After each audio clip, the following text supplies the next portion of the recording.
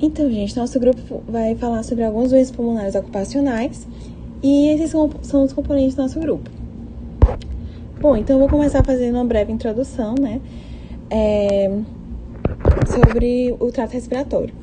Então, o trato respiratório geralmente é um sítio de lesão oriunda que vai ter lesões que são provindas dessas exposições ocupacionais, devido ao uso disseminado de materiais que são potencialmente tóxicos no ambiente, né, representam uma grande ameaça para as duas vias respiratórias, superiores e inferiores.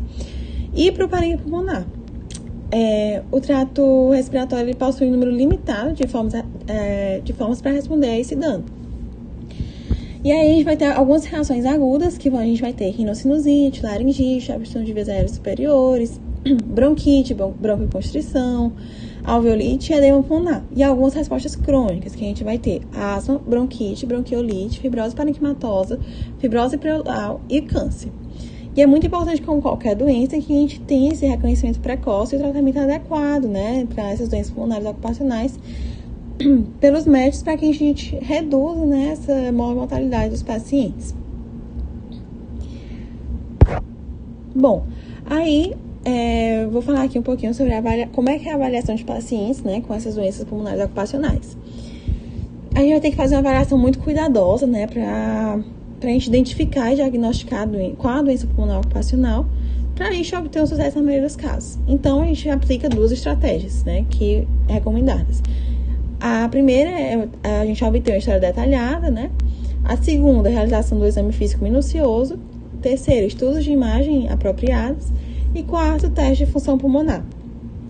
Iniciando pela anamnese, né? Na anamnese, a gente tem que obter uma história detalhada, tanto das queixas do paciente, quanto das exposições ambientais que foram sofridas por ele. As práticas de trabalho devem ser exploradas extensamente, né, focando a atenção, né, nos tipos e na duração das exposições, né, se tem a presença de controles ambientais adequados, a utilização de equipamentos de proteção respiratória, né, os EPIs. E quando disponíveis, né, a gente tem que olhar as fichas de dados das substâncias, né, que devem ser revistas. E também, né, quando disponíveis, analisar os dados reais de higiene industrial, né, a respeito do nível de exposição e do agente que o paciente foi exposto. Agora, sobre o exame físico, como é que a gente analisa, né? Então, as doenças pulmonares, ocupacionais, elas não vão ter achados clínicos específicos. Aí é muito difícil a gente diferenciar, por exemplo, uma asbestose de uma fibrose pulmonar idiopática ou uma doença crônica causada por berílio de uma sarcoidose, né? E aí o diagnóstico correto, né, ele vai ter que estar associado, né, com o contexto, a história da exposição da pessoa, né? O exame físico, ele pode ser de grande ajuda, né, caso seja anormal, só que muitas vezes ele é insensível à detecção de um comprometimento leve do trato respiratório. Sobre os estudos da imagem, a gente pode fazer radiografia de tórax, que deve fazer parte do exame diagnóstico, né, quando se tem suspeita de uma doença pulmonar. Só que esses achados radiográficos normais, eles não vão excluir uma lesão pulmonar. Mas essas radiografias, quando elas estão bem anormais, né, a gente vai poder observar, né, indivíduos que vão ter uma lesão pulmonar significativa, que vão ser expostos de forma crônica a óxido de ferro ou óxido de estanho. Quando a gente tem indivíduos expostos à poeira, esses raios-x, de tórax, eles deverão ser interpretados de acordo com a classificação, com a OIT, a Organização Internacional do Trabalho. Como é que é essa classificação, esse esquema de classificação? Então, é um glossário, né, de termos e um conjunto de radiografias padronizadas que vão demonstrar vários graus de alteração pleural e parenquimatosa causados pela pneumoconiose. E aí, a gente também tem a tomografia computadorizada, que ela é uma técnica radiográfica, né, que examina cortes transversais axiais e produz cortes tomográficos de órgãos escaneados.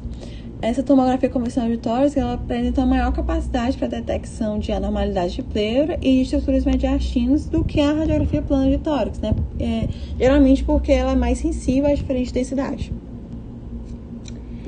E aí a gente parte para os testes de função pulmonar, que a gente tem espirometria, que são equipamentos de volume, de sensores de fluxo, peak flow, que vai refletir o grau de obstrução das vias respiratórias. Seguindo, a gente tem os testes de broncoprovocação. Os testes de broncoprovocação, eles são bastante úteis no diagnóstico de asma ocupacional, né? As reações da função pulmonar, a histamina e metacolina inaladas, elas são relativamente fáceis de serem medidas, né? E vão fornecer uma indicação da presença do grau de hiperresponsividade inespecífica das vias respiratórias.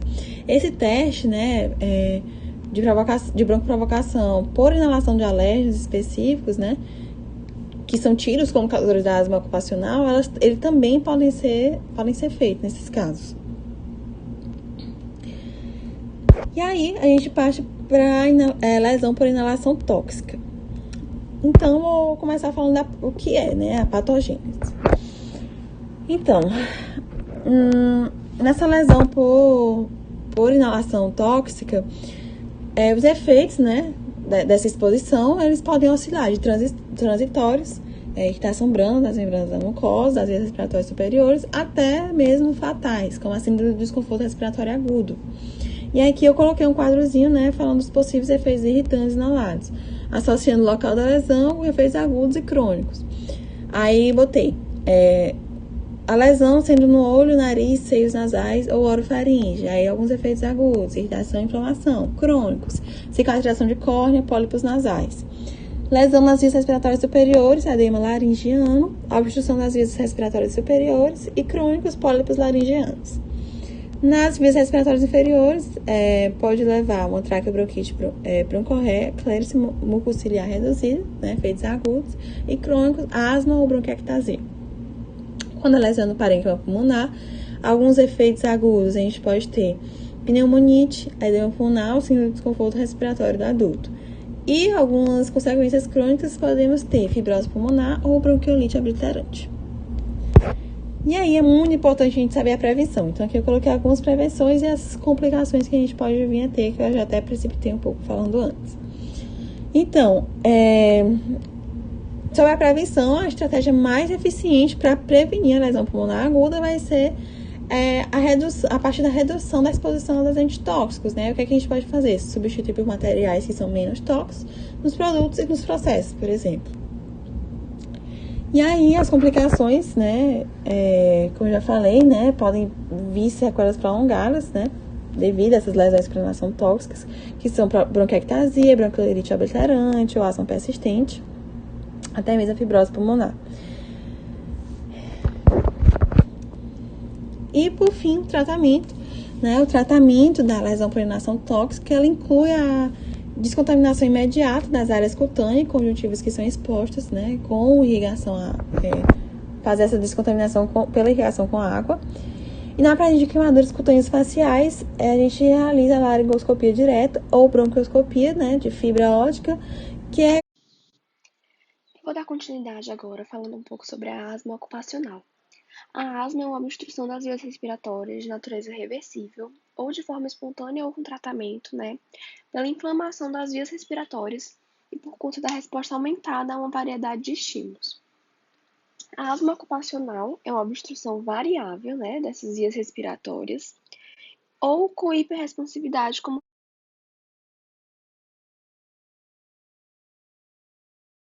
reações imunológicas, efeitos farmacológicos, processos inflamatórios e irritação direta das vias respiratórias.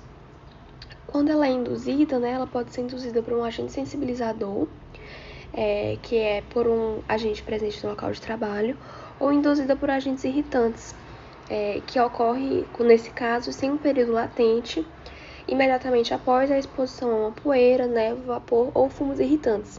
E nesse caso também é chamado de síndrome da disfunção reativa das vias respiratórias.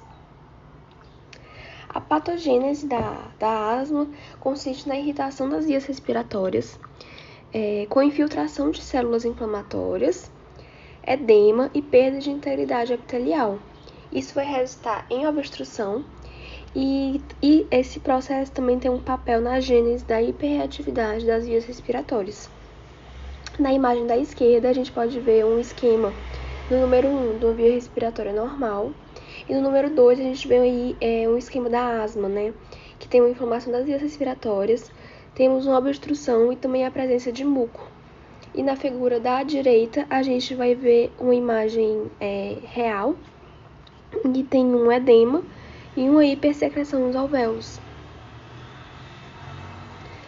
Ainda sobre a patogênese, de maneira resumida, temos o agente sensibilizador ou irritante, que vai levar à ativação celular, principalmente de mastócitos, macrófagos, e com isso a liberação de citocinas e contração do músculo liso. Então vamos ter uma infiltração celular, principalmente de eosinófilos e neutrófilos, liberação novamente de citocinas, uma inflamação das vias aéreas com edema, permeabilidade epitelial, secreção de muco, permeabilidade vascular e, por fim, uma obstrução das vias aéreas e a asma. Quando ocorre por substância irritante, também pode haver inicialmente uma estimulação da célula nervosa, ali no início, após o agente irritante, levando imediatamente à inflamação das vias aéreas. Então, a patogênese seria mais curta. Em relação à prevenção, ela deve ser diagnosticada em todos os locais de trabalho que já tenham sido diagnosticados casos anteriores. O controle ambiental dos processos que envolvam exposição aos possíveis agentes sensibilizadores ou irritantes, proteção dos trabalhadores, uso de ventilação adequada, educação do trabalhador e também vigilância médica para poder ocorrer uma detecção precoce dos casos. Em relação aos achados clínicos, geralmente, quando a gente está falando de asma ocupacional, ocorre uma confirmação da asma e um estabelecimento desse caso com a relação das condições do ambiente de trabalho. Temos que prestar atenção na ocorrência dos sintomas apenas durante o expediente, na melhora dos sintomas nos finais de semana e nas férias, na ocorrência regular dos sintomas após o turno de trabalho, no aumento progressivo dos sintomas durante as semanas de trabalho e melhora dos sintomas após a mudança do ambiente em que o indivíduo está trabalhando. Falta de ar, tosse ou aperto no peito geralmente ocorre enquanto o trabalhador estiver no trabalho ou em 4 a 8 horas depois de deixá-lo.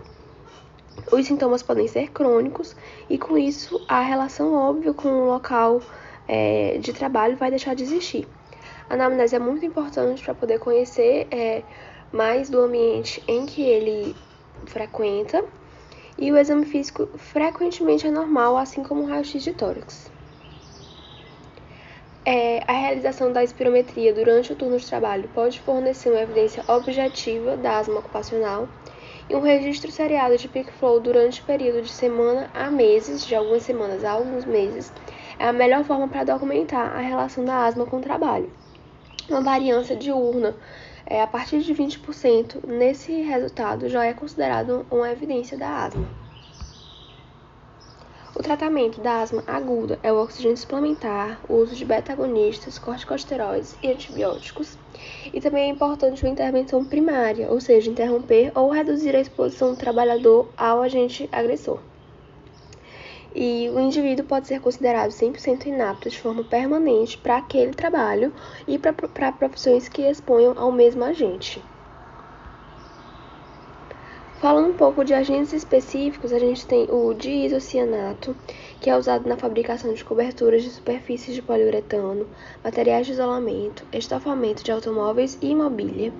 Temos as poeiras vegetais como algodão, linho, cânhamo, juta, que tem alguns sintomas específicos, como aperto no peito, tosse, dispneia em 1 a 2 horas após ter contato com a poeira.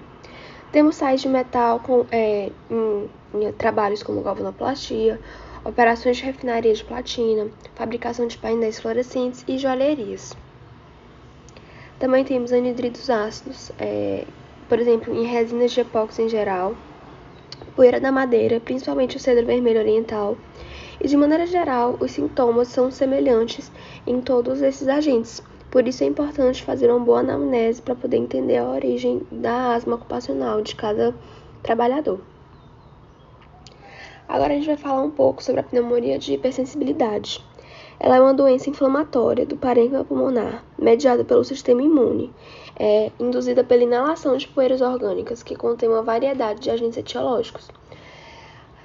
Os achados são semelhantes, independente da natureza da poeira inalada, e a patogênese envolve exposições repetidas ao antígeno por inalação, reações imunológicas humorais mediadas por imunocomplexo e pela célula ao antígeno inalado. Complexos imunes podem se depositar no pulmão, causando o influxo de neutrófilos, e isso causa a alveolite. Então, a patogênese é dessa forma, com reações imunológicas, com imunocomplexo e antígeno. A prevenção, basicamente, é evitar a exposição aos possíveis agentes e limpar as áreas em que possa haver uma exposição. Nessa foto, a gente tem um alvéolo limpo e um alvéolo com hipersensibilidade, que a gente vê aí essa inflamação. Eu vou falar um pouco sobre os achados clínicos da pneumonia de hipersensibilidade. Bem, em relação aos sintomas gerais do paciente, ele vai apresentar calafrios, mal-estar, mialgia, tosse, dor de cabeça e dispneia. No exame físico, a gente vai poder observar crepitações respiratórias bibasais na ausculta torácica, cianose, baqueamento digital e crepitações inspiratórias. Já nos achados laboratoriais, a gente vai ver a presença de leucocitose no sangue periférico com neutrófilos aumentados e uma linfopenia relativamente reduzida. O exame de imagem que a gente vai realizar vai ser o raio-x de tórax, no qual a gente vai observar a presença de um padrão retículo nodular na fase aguda e também infiltrações. A gente também pode ver marcas lineares difusamente aumentadas e um tamanho pulmonar reduzido, ou seja, o pulmão do paciente vai estar com um tamanho menor do que o normal.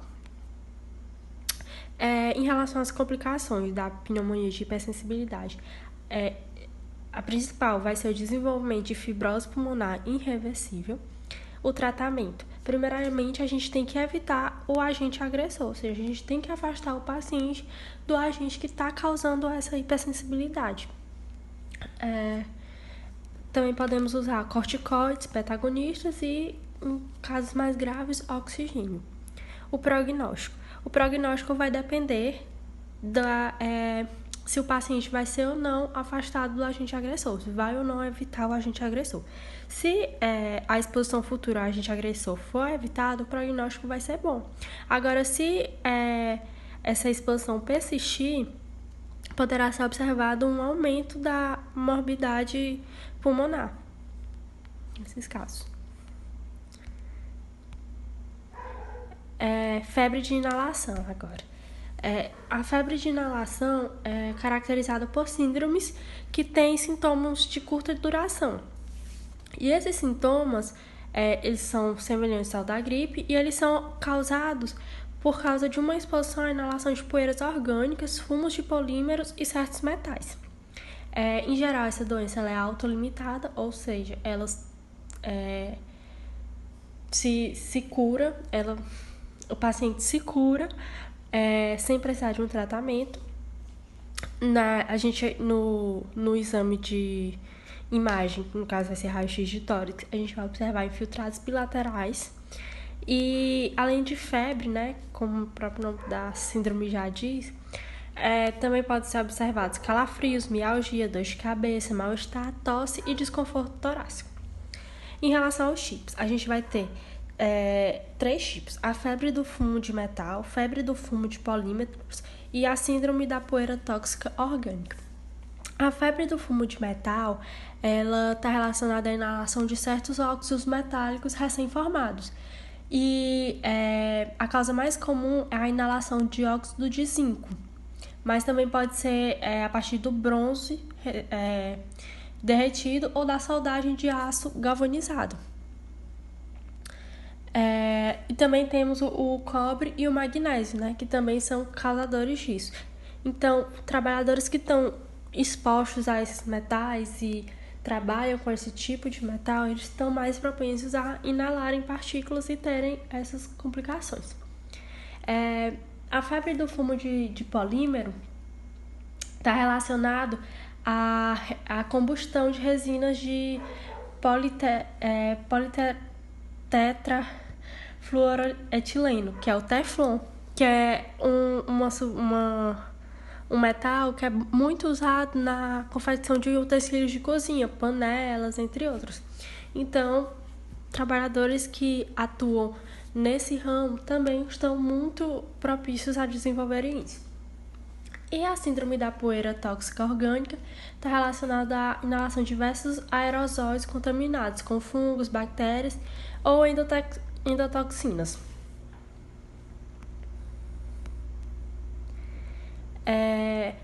Agora falando da doença pulmonar induzida por metais. Bem,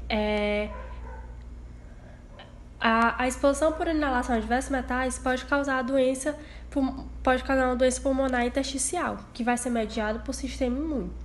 E a apresentação clínica da doença pulmonar induzida por metal é semelhante aos outros tipos de doença pulmonar intersticial. Como eu já falei, a ativação do sistema imune, então vai haver uma sensibilização celular ao agente agressor, e quanto maior a exposição, maior o risco do paciente, né?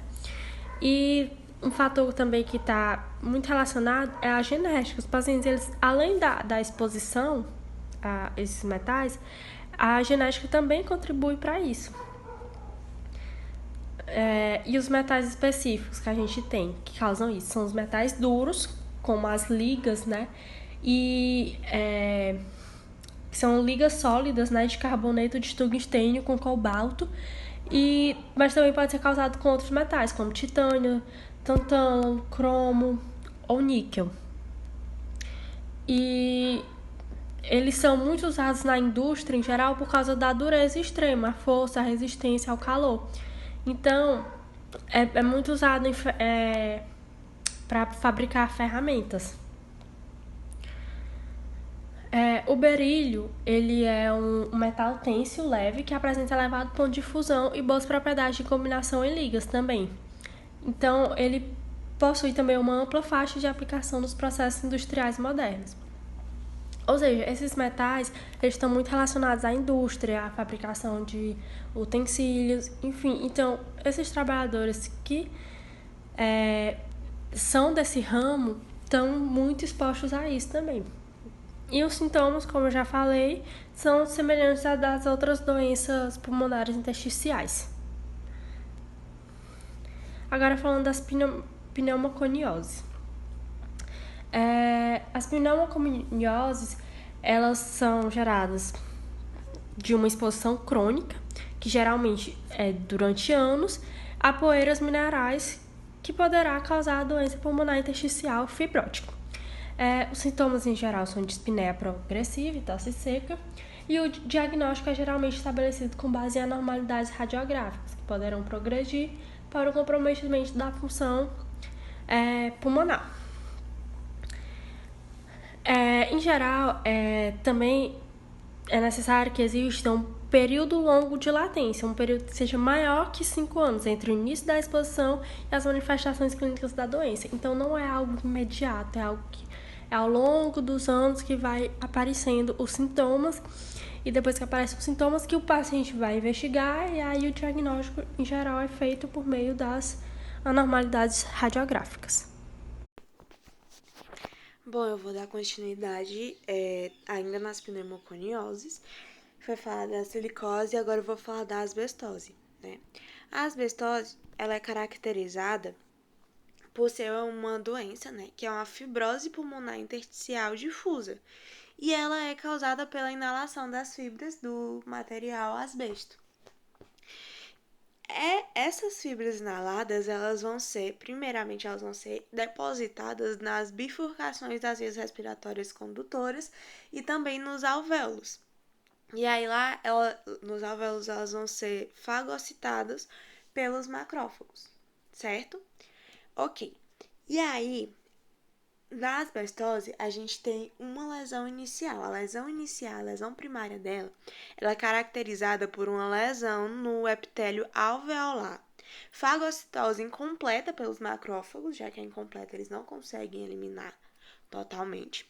E a ativação dos macrófagos alveolares e intersticiais e liberação de citocinas pró-inflamatórias e também de radicais citotóxicos de oxigênio pelos macrófagos que foram ativados.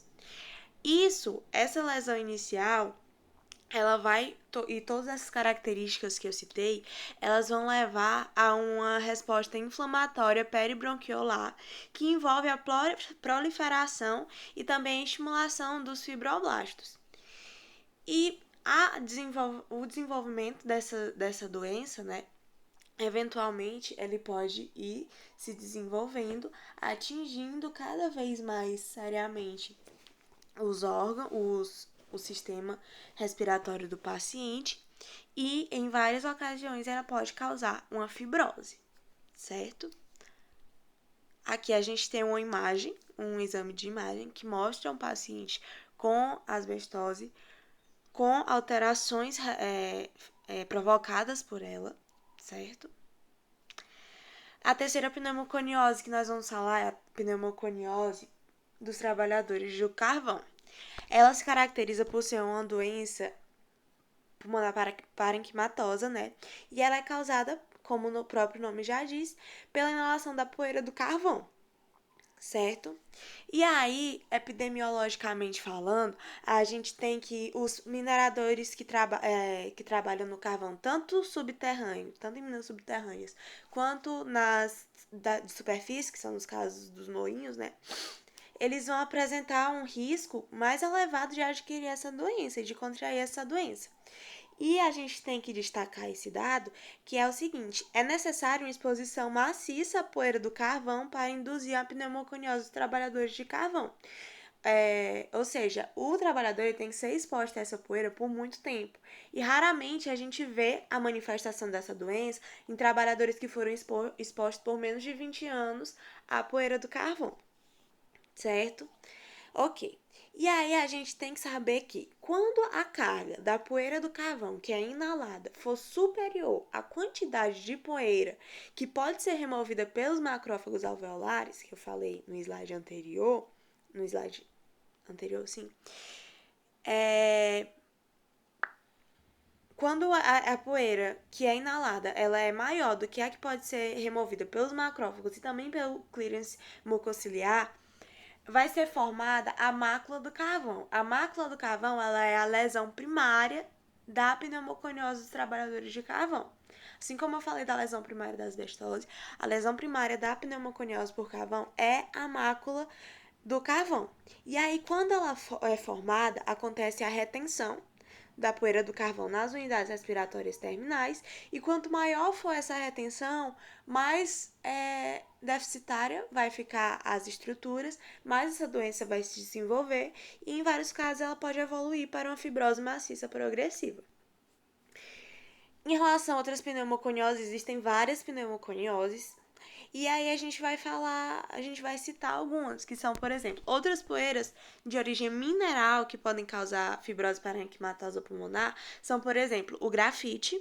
A inalação do grafite, ela causa uma doença que é semelhante à pneumoconiose dos trabalhadores de carvão, que foi essa que eu acabei de falar. O caule em a terra de atomácia, ela vai causar uma doença semelhante à pneumocose por silicose, que a Roberta falou. O talco mica, ela vai causar uma doença com características tanto de silicose quanto de asbestose. E em relação à pneumoconiose por inalação de metais, né, de poeira metálica, uma poeira metálica que pode causar pneumoconiose é a poeira do óxido de alumínio. E ela pode formar fibras, né, ela pode fibrosar em determinadas condições. Também é importante que a gente fale da doença pulmonar obstrutiva crônica, que ela é muito presente, que é a DPOC, né? E ela vai ser dividida em duas principais categorias, que é a bronquite crônica e o efizema. Só que alguns pacientes eles podem ter características tanto de bronquite crônica quanto de efizema. E a DPOC relacionada ao trabalho, que é o que mais nos interessa nesse momento, ela geralmente é a categoria da bronquite crônica. Nós vamos falar mais um pouco da bronquite crônica, embora a poeira do cádmio e do carvão, né, que são mais específicos, eles também podem estar associados a efizema, mas nós vamos falar mais da bronquite crônica. A bronquite crônica ela é caracterizada pela inflamação da árvore brônquica e ela vai se manifestar com sinais como tosse persistente com produção, né, tosse produtiva com produção de escarro na maioria dos dias, durante pelo menos 3 meses do ano e por pelo menos 2 dias consecutivos. Tem que ter essa condição. O diagnóstico de bronquite crônica, ele vai ser simples e ele se baseia totalmente no fato da história do trabalhador ser consistente com a definição da doença, com os sintomas dela, né? Com essa condição que eu falei da tosse produtiva, por pelo menos 3 meses, pelo menos 2 dias consecutivos, enfim. E os sintomas de tosse e também da produção de escarro, eles são temporariamente associados à exposição no local de trabalho e deverão sugerir o diagnóstico, né? Junto com a história do trabalhador, ele vai falar como que ele é exposto, enfim. Isso vai ajudar a fechar o diagnóstico.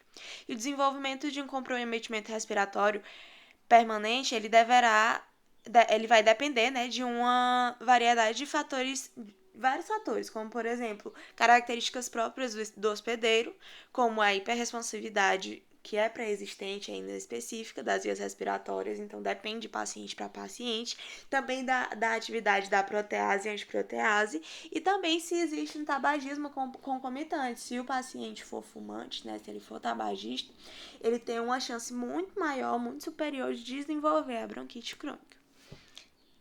E é isso.